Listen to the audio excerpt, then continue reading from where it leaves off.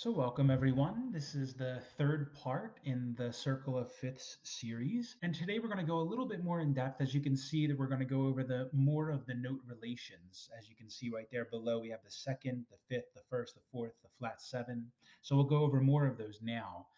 And using this Circle of Fifths to write songs. So this is such a great tool. Like every time I just play around with this thing, I come up with so many progressions, so many different ways to play songs.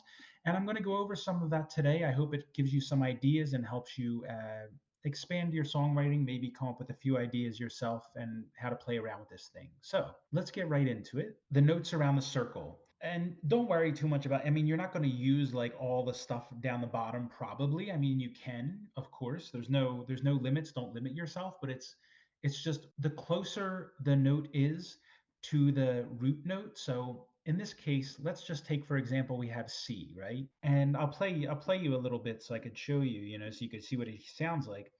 But it's just what's more commonly used together. And we could say sounds nicer together, but there's no rules. Just that's the first thing to remember.